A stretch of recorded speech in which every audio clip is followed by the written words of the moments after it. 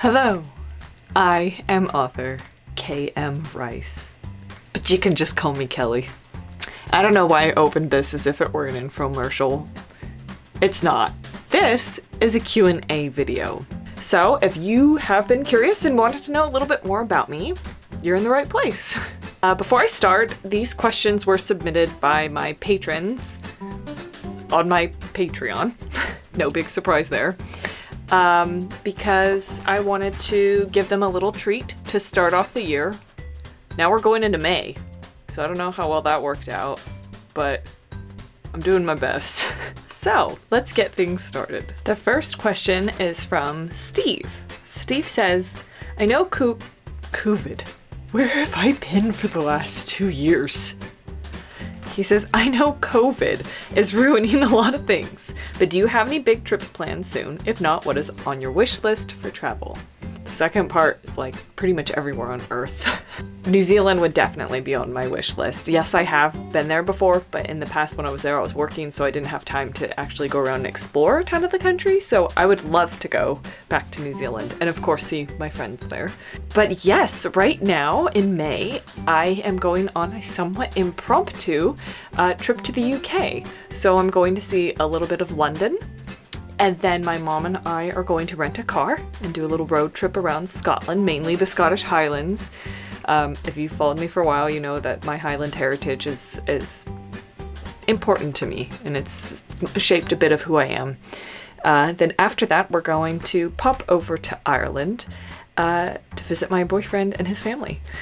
So it's a lot, but I'm really excited and it's really special for me to be able to share this upcoming adventure with my mama. So Ian asks, what and or who inspires you in your artistic endeavors, Kelly? Middle Earth, California, your family, love? All of the above. A big source of inspiration for me is the natural world. I live in a very beautiful place. I feel incredibly blessed by that. My heart is in these mountains, and that passion and the landscape, I know, fuels a lot of the stories that I tell. And of course my relationships with people play a role in it, and my love for animals. Middle Earth, I would say, is actually lower on the list, even though it's a place that I love to escape to in imagination and through entertainment. It's not necessarily something that inspires me other than in a way, in the sense that I'm looking at what another author has created and I see how much it has touched my life, and I find that really inspiring to know that something I write might have the potential to do the same for someone else. Jennifer asks, Kelly, how are your animals doing? Pets, farm animals, and other wild animals in your area. Also, wondering what are some of your garden ideas for the year and possible county fair submissions? Well, thankfully, our pets are doing well. Right now we have 2 dogs, Shadow and Mischief. We have, 8 hens, 1 little miniature rooster who we've been trying to rehome for over a year, going on 2 years. And a cat who's officially ours, named Conrad, and he's an older gentleman. And then we have a spicy young lady that we've named Fluffers, who's technically a feral, but we'd like to think of it, she's totally part of our family. So that's it as far as pets go. We used to have horses, sheep, goats, a peacock. We used to have guinea pigs. We used to have a lot more animals. But as age took them, we didn't replace them. So right now, that's what we have. The wildlife seems to be thriving. Just the other day, discovered a skunk in the barn. So that was fun. It's been coming around the house too and peeking in the sliding glass door. They don't have very good vision. So my dad's the one who's always up late and he's like, what is that? And the skunk's just like, I don't see you. So that's fun. Thankfully, the mountain lions have not been a problem of late. They're still there. We still see them on the game camera, see their footprints, occasionally some scat. But probably largely because we don't have livestock anymore, we haven't had any issues with predation. And that's because of the mountain lions in our area. That's why we lock the cats up at the barn at night. They would be in the house, but several members of my household are severely allergic to cat dander. So for that reason, they're safe in the barn, except for Fluffers, the wild one.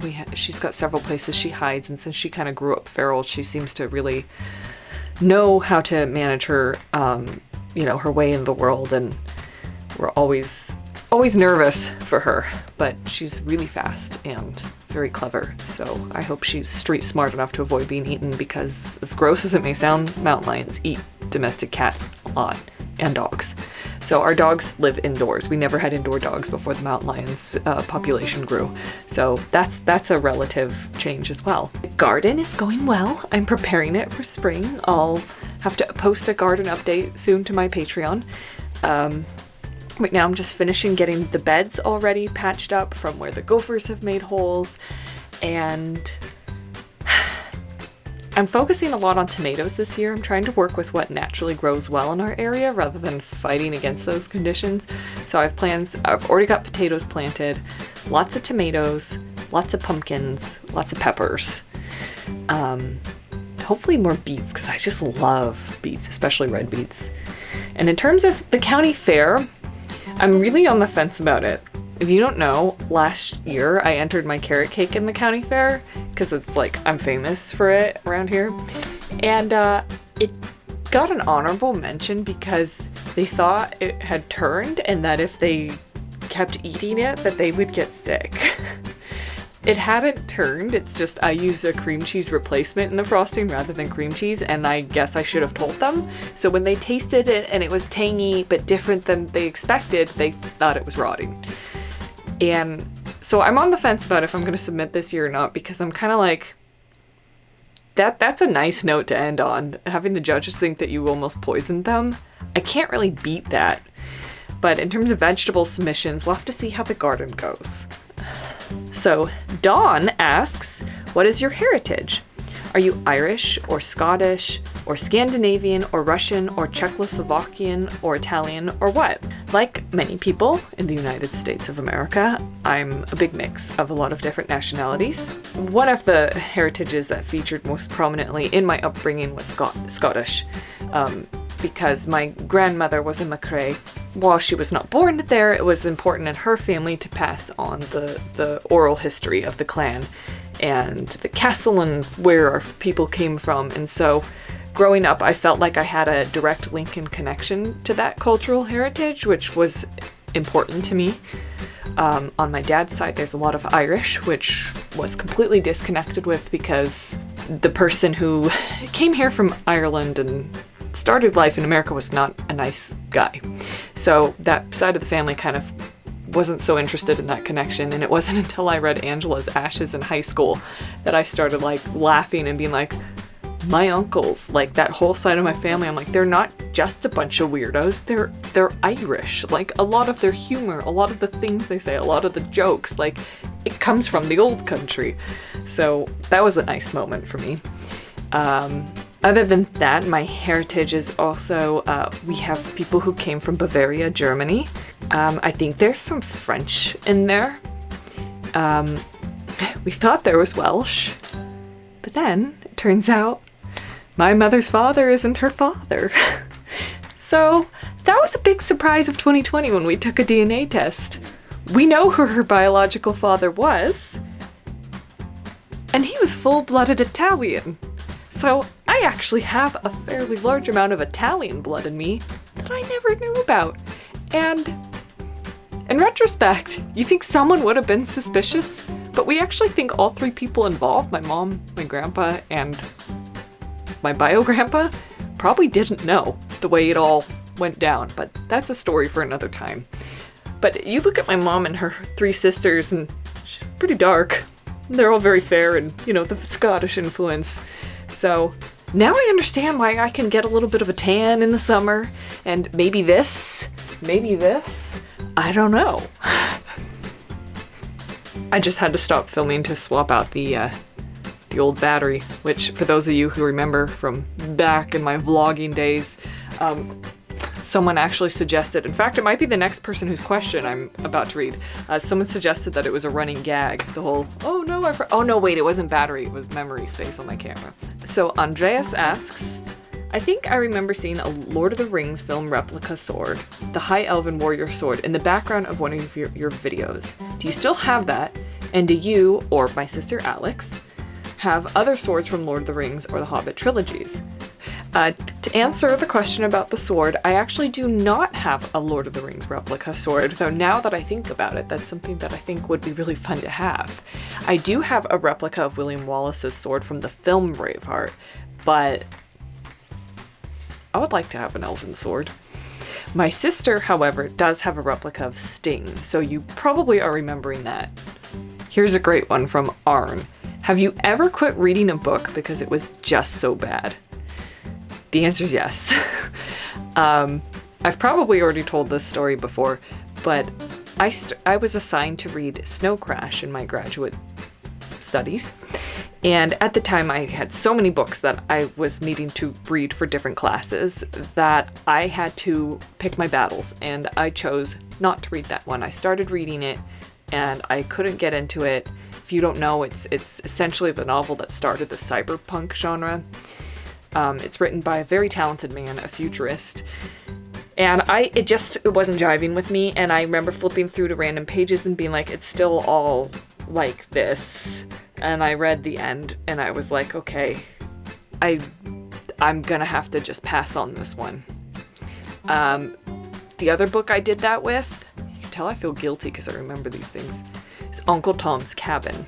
So that's a piece of classic American literature, and I kind of want to read it one day, but again, at the time, it was the same situation of taking so many literature classes and only having so much time. I'm not a super fast reader, so I started reading Uncle Tom's Cabin, and about a third, fourth of the way in, I was like, is it just all?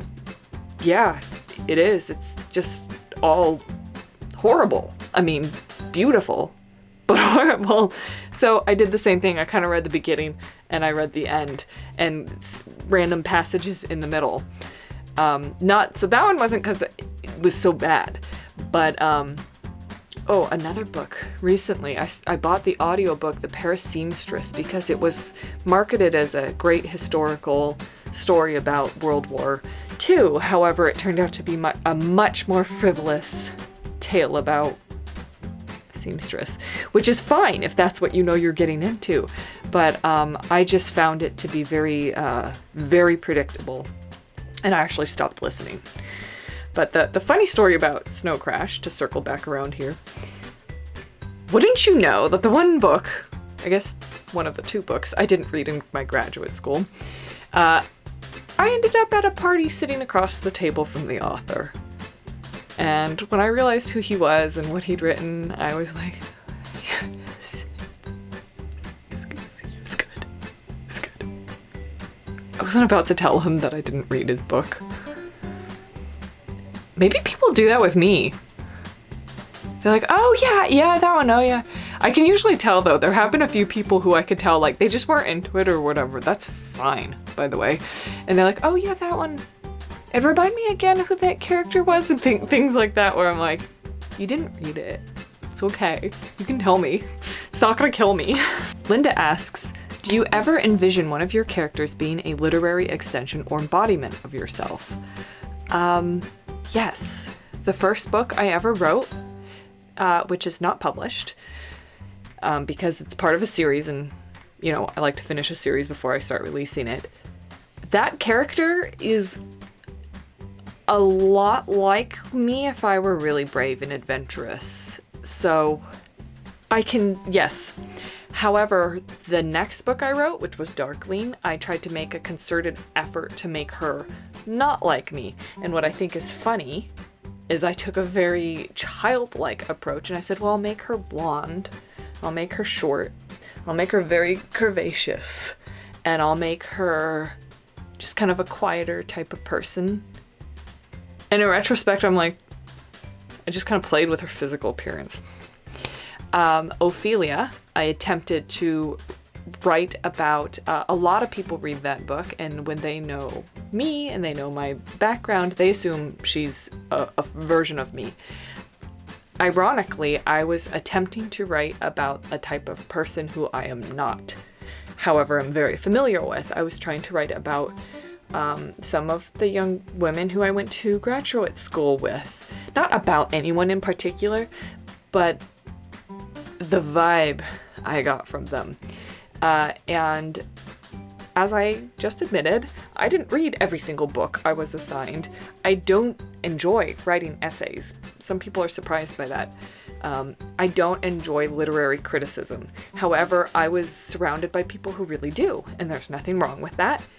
And when I started working on that book, I had the realization that I can't keep writing heroines who have the values that I value. It's going to get redundant.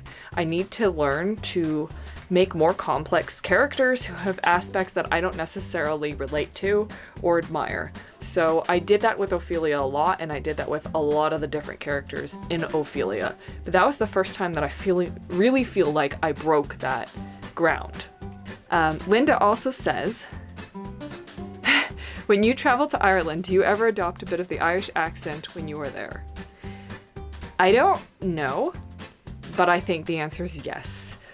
I've been a mockingbird most of my life, and it used to be something I couldn't really control up into my teenage years. If I met someone with an accent like an Australian, I would start speaking like them, not because I was trying to make fun of them or anything, just because my ear naturally would, and my mouth, want to mimic that. I know for a fact that when I am with Kiwis, I start talking like a Kiwi.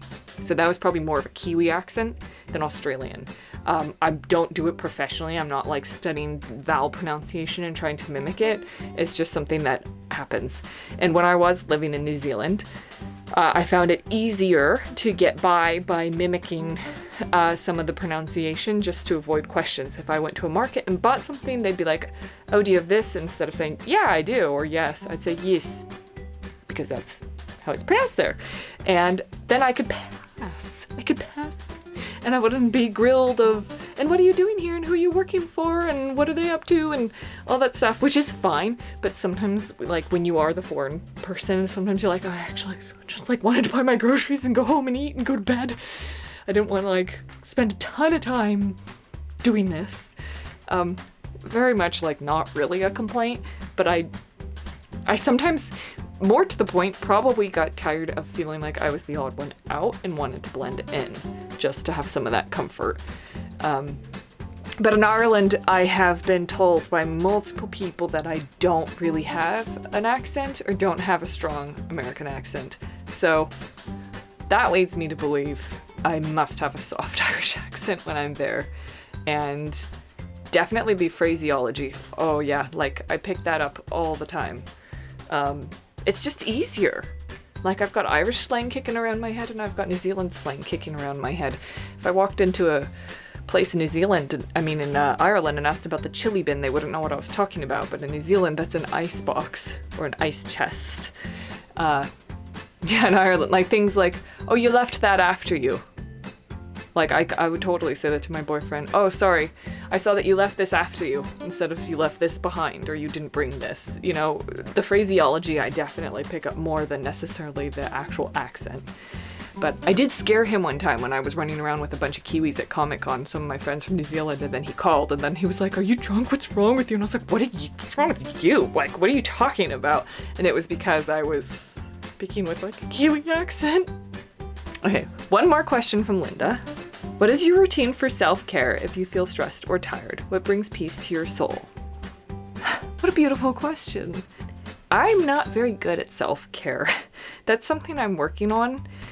Boundaries and self-care, I think, are going to be a perpetual learning experience in my life. One thing that I like to do is take a bath.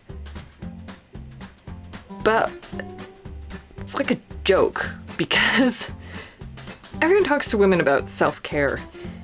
Even back when I was in therapy, I asked my therapist, she was like, you need to practice more self-care. I said, well, do you have any ideas? Like, what can you do? And she was like, take a bath. I was like, why is that always the thing? If you're female, take a bubble bath. Like, take a bath. Like, okay, like that's nice and I do enjoy it, but like that I'm supposed to take a bath and that's supposed to like relieve my stress and like I'm supposed to like be good. Like I don't get it.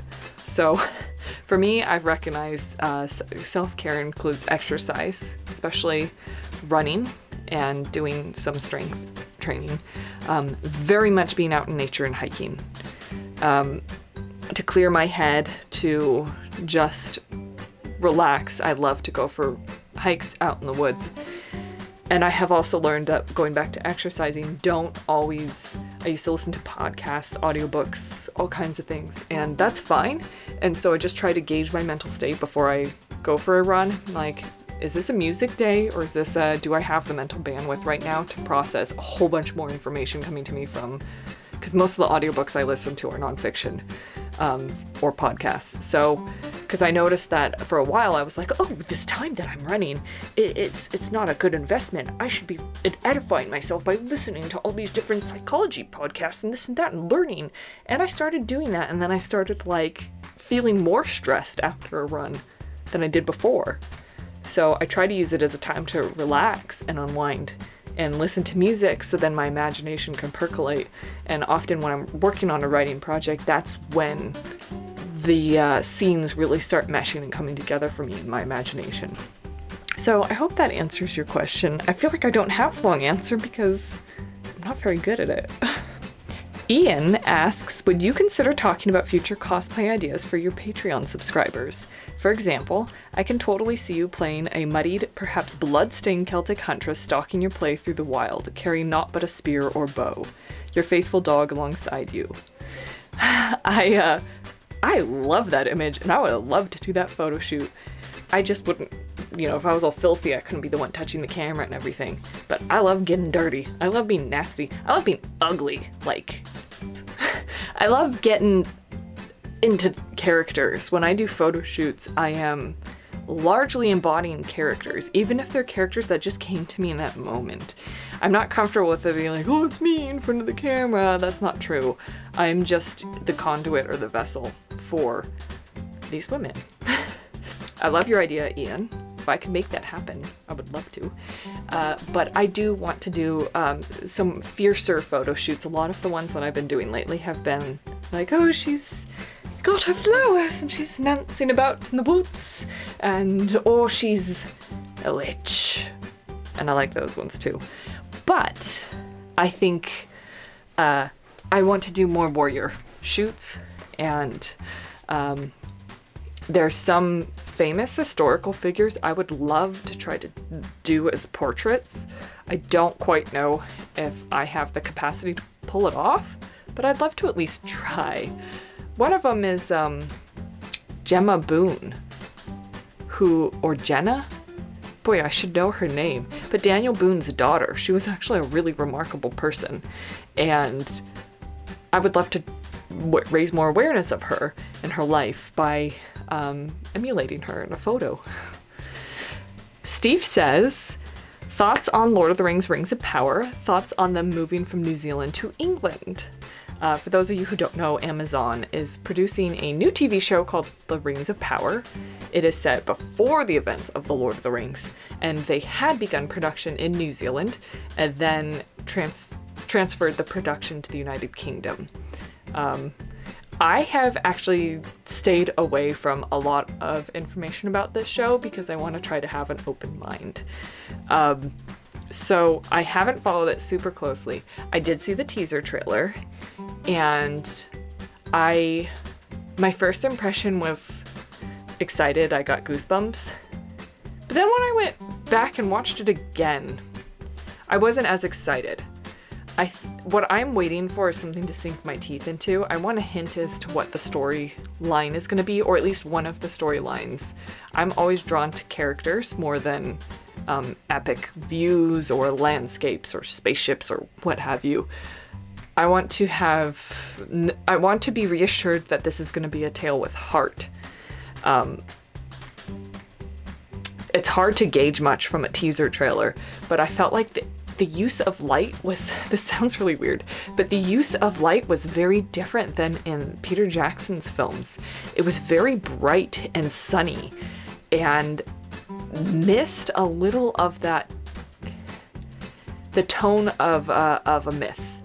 I was looking for more of a mythic quality, and I didn't get it. So I don't know what that means, other than the story might not be as mythic as the Lord of the Rings story. I'm still trying to keep an open mind. I know a lot of people have expressed their doubts about it, and I think it's worth mentioning that if almost any other studio were producing this other than Amazon, it probably wouldn't be as heavily scrutinized, or people wouldn't immediately have a knee-jerk reaction of being suspicious. But since it's this behemoth of a company that paid literally $1 billion to make this, and it's the most expensive TV show ever made, I understand that people are somewhat jaded, especially in the economy we've grown up in, and with recent world events, and that is coloring some of their cynical view. So I'm trying to be conscious of that, and like I said, keep an open mind. The final question is once again from Arn, who says, what do you eat when you write? Which is a really good question, because if you've watched my vlog, you know that I sometimes will write in these manic bursts where I just don't stop. And when I get like that, I eat whatever's handy. Peanut butter that's literally made from crushed peanuts and dark chocolate chips, that's a staple. Fruit, I love being able to grab an apple, being able to grab a banana. Actually physically making myself a meal is something I do not do pretty much ever. If my boyfriend and I are cooking, I will happily cook a whole meal with him. Or for my family, I will cook for my entire family. But when it's just me, very rarely. So I usually just do whatever's handy. The most I will do is throw together a salad. But other than that, I just don't put in the effort for myself. So I tend to eat things that, I definitely try to avoid processed foods when I can, but I eat things that are convenient, like fruit's very convenient. But then what I find is you have to eat a lot of it to actually feel full. But when I am being more sedentary because I'm working on writing something, I'm not always as hungry. Hard-boiled eggs, that's another good one. Big, fast source of protein. Milk. Sometimes a protein shake, like mixing the powder that, never really mixes. Yeah. So thank you so much for your questions. If you enjoyed this and you'd like to see another one, let me know in the comments, and I will do another, except this time I will have the questions come from you, from the general public on YouTube.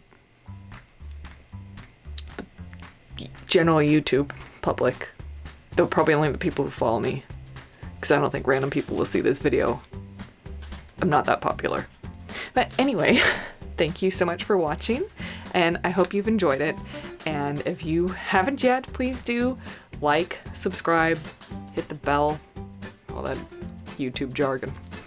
All right, thank you. Actually, I don't need to answer that question. I don't know how I did that. I skipped 5 questions. So I'm just gonna pretend I didn't. So Linda asks, do you envision one of your characters being a literary I